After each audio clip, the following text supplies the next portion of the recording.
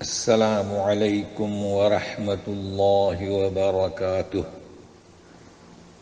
Daily one page کے شعبے سے آج کے پیج کا نمبر ہے 354۔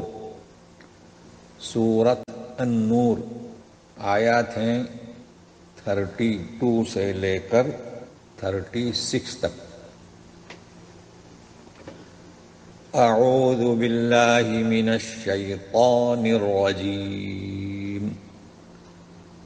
وَأَنكِحُوا الْأَيَامَ مِنكُمْ وَالصَّالِحِينَ مِنْ عِبَادِكُمْ وَإِمَائِكُمْ إِنْ يَكُونُوا فُقَرَاءَ يُغْنِهِمُ اللَّهُ مِنْ فَضْلِهِ وَاللَّهُ وَاسِعٌ عَلِيمٌ۔ نکاح کرو، کراؤ، یعنی دوسروں کا، انکحو۔ ایامہ ترجمہ کیا گیا ہے بیوہ عورتوں کا، لیکن تفسیر میں بتا دیا گیا ہے کہ صرف بیوہ ہی نہیں بلکہ ہر وہ عورت جو نکاح سے یعنی شوہر سے محروم ہے، اور ہر وہ مرد جو نکاح یعنی بیوی سے محروم ہے۔ تو تم میں سے یعنی اپنی قوم سے تم ان کا نکاح کرا دو، یہ ترغیب دی جا رہی ہے۔ اب اس کے بعد دوسری ایک جنس، یعنی جیسے یہ کہتے ہیں مملوک، تو تمہارے غلام اور کنیزیں جو نیک ہیں ان کا بھی، تو آزاد مرد اور عورت اور غلام اور کنیز۔ اگر وہ فقیر ہیں تو اللہ تعالیٰ غنی کر دے گا انہیں، اپنے فضل سے خوشحال کر دے گا۔ اللہ تعالیٰ واسع، کشادگی والے ہیں، خوب جاننے والے ہیں۔ وَلْيَسْتَعْفِفِ الَّذِينَ لَا يَجِدُونَ نِكَاحًا حَتَّى يُغْنِيَهُمُ اللَّهُ مِنْ فَضْلِهِ وَالَّذِينَ يَبْتَغُونَ الْكِتَابَ مِمَّا مَلَكَتْ أَيْمَانُكُمْ فَكَاتِبُوهُمْ إِنْ عَلِمْتُمْ فِيهِمْ خَيْرًا وَآتُوهُمْ مِنْ مَالِ اللَّهِ الَّذِي آتَاكُمْ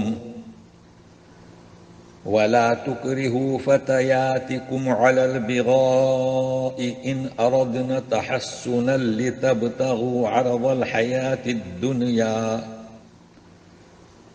وَمَنْ يُكْرِههُّنَّ فَإِنَّ اللَّهَ مِنْ بَعْدِ إِكْرَاهِهِنَّ غَفُورٌ رَحِيمٌ۔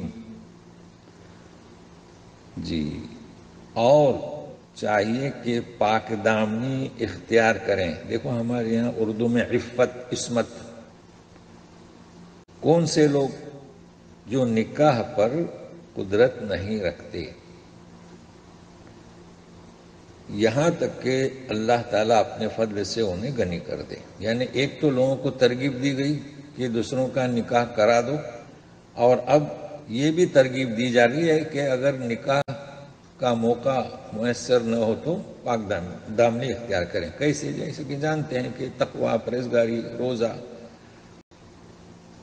اب اگلا جو مفہوم ہے تو اس کو یہ نوٹ کر لیں، مکاتبت۔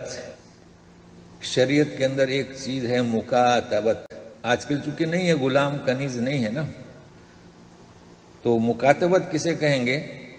کہ جیسے کہ آپ کے غلام ہیں، کنیزیں ہیں، تو غلام یہ تقاضا کرے کہ میں آپ کو 25 کھجور کے درخت لگا کر دوں گا تو آپ مجھے آزاد کر دیں۔ تو یہ اصطلاح یاد رکھ لیں تو سمجھ میں آئے گی آیت۔ تو جو لوگ مکاتبت چاہتے ہیں، کتاب یعنی لکھنا، کون؟ جو تمہارے مملوک ہیں، فَكَاتِبُوهُمْ۔ اب دیکھیے اکتبو نہیں ہے، اکتب کے معنی لکھنا، تحریر لکھنا، کاتبہم ان سے مکاتبت کریں، چونکہ کاتبو مکاتبت میں اشتراک ضروری ہے۔ تو غلام یا کنیز اور آقا کے درمیان اگر تم ان میں خیر سمجھتے ہو، مطلب آزاد ہونے کے بعد وہ خود کفیل ہو سکے گا، ورنہ ایسا غلام جس میں سوچ سمجھ نہیں ہے تو اس سے مکاتبت نہ کریں.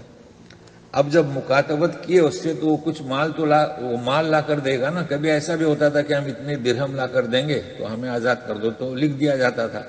اب وہ لوگوں سے تقاضا کرتا تھا کہ میری مدد کرو. تو وہ مال جو اللہ نے تمہیں دیا ہے اس میں سے انہیں دو تاکہ اپنے آپ کو آزاد کر لیں.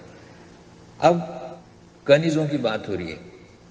چونکہ کنیز اور غلام بذات خود انہیں کچھ اختیار نہیں رہتا تھا، وہ چونکہ مملوک رہتے تھے.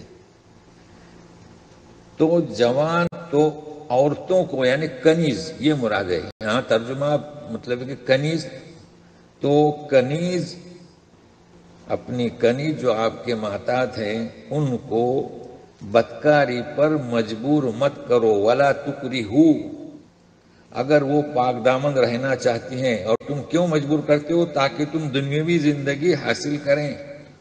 تو کیا کرتے تھے؟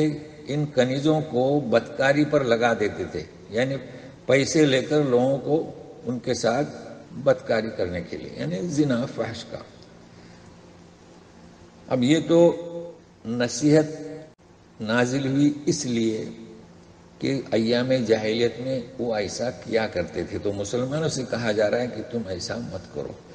اب اس کے بعد بھی اگر انہیں مجبور کیا گیا اس بدکاری پر تو انہیں مجبور کیے جانے کے بعد وہ تو بیچاری ہوئی، لاچار ہوئی، تو اللہ تعالیٰ ان کے ساتھ غفور الرحیم ہے، ان سے مواخذہ نہیں کرے گا.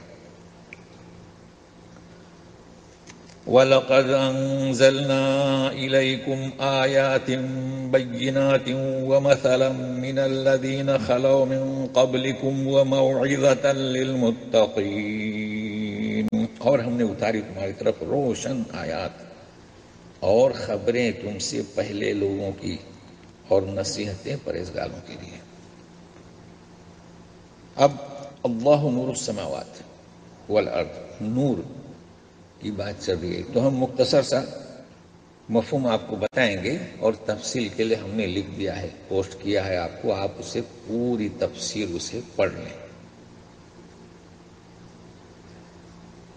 اللہ نور السماوات والارض مثل نوره كمشكاة فيها مصباح المصباح في زجاجة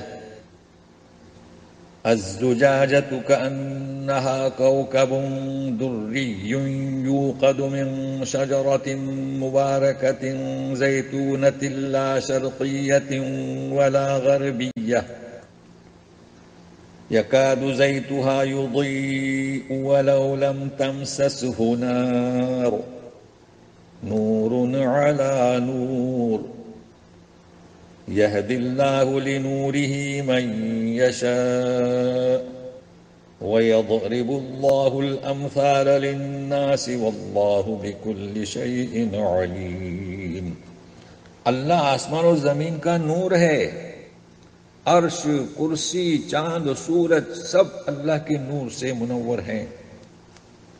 اس کے نور کی مثال جیسے کہ مشکات طاق، اپنے یہاں گھروں میں دیواروں میں جو مثلث ہے نا، ہمارے یہاں سانا کہتے ہیں چراغ رکھنے کے لیے، تو اس طاق میں چراغ ہے، اور چراغ قندیل میں فانس میں ہے زجاجہ، اور فانس جیسے کہ چمکتا ہوا موتی، چمکتا ہوا تارا موتی کی طرح، کوكب کے معنی ہوتے ہیں ستارہ، اور دریون یعنی موتی کی طرح چمکتا ہوا، تو موتی کے ساتھ تارا ضرور ترجمہ کریں، یہ ہے کہ چمکتا ہوا تارا. اچھا یہاں خیال رکھے گا، یوقدو سلگایا جاتا ہے زیتون کے مبارک درخت سے، مطلب تیل جلایا جاتا ہے یوقدو زیتون کے مبارک درخت سے. نہ وہ شرقی ہے نہ غربی. شرقی غربی کا مطلب کیا؟ اگر وہ جلایا جائے گا جب اس تیل سے اس چراغ کو، تو اگر شرقی ہے اس کا مطلب مغربی لوگ محروم ہیں، اور اگر مغربی ہے تو شرقی لوگ، شرقی یعنی مشرق میں رہنے والے محروم ہیں. ایسا نہیں ہے، یہ اللہ کا نور ہے جی، ہر طرف پھیلا ہوا ہے. اچھا قریب ہے کہ خود ہی سلگ جائے، اگرچہ کہ اور اس کو نہ چھوئے۔ اللہ اللہ، نار تو آپ سمجھتے ہیں، آگ۔ نور علی نور، نور در نور، روشنی پر نور، روشنی۔ اللہ تعالی ہدایت دیتا ہے اپنے نور سے جسے چاہتا ہے، اور اللہ تعالی مثالیں پیش کرتا ہے لوگوں کو۔ اللہ تعالی ہر چیز کو خوب جاننے والا ہے۔ تو مطلب کیا ہوا؟ مختصر یہ کہ یہ کتاب الہی نور ہے، ہمارا ایمان نور ہے، مومن کے دل میں یہ نور بسا ہے۔ تو یہ نور، اور تفصیل کی وجہ سے کہ ہم کہہ رہے ہیں کہ آپ پڑھ لیجئے، پورا صفحہ حسن البیان کا پوسٹ کر دیے ہیں۔ اب یہ نور جو بے مثال نور ہے، فی بیوت، اللہ کے گھروں میں، دیکھیں مومن کے گھروں میں بھی، تو سنیے، فی بیوت اذن اللہ ان ترفع ویذکر فیہا اسمہ یسبح له فیہا بالغدو والآصال۔ اللہ کے گھروں میں اجازت دیتا ہے اللہ کے بلند کیا جائے اس کا ذکر اور اس کا نام، تسبیح پڑھتا ہے اس میں مومن صبح و شام۔ اللہ اللہ۔ تو ہم مختصر اس لیے کرتے ہیں تاکہ ڈیلی پڑھنے والوں کے لیے آسان ہو، اور اسی وجہ سے ہم تحریر بھی بھیجتے رہتے ہیں تاکہ آپ اطمینان سے مطالعہ کریں۔ اور پھر تو ویکلی درس میں تو مکمل تفصیل ہوگی، تو انشاءاللہ آپ یہ ابھی ڈیلی کا پیج سنتے رہیں، اور پھر وقت ملے تو ویکلی درس میں بھی شریک ہوتے جائیں۔ تو آج اتنا ہی، والسلام علیکم ورحمۃ اللہ وبرکاتہ۔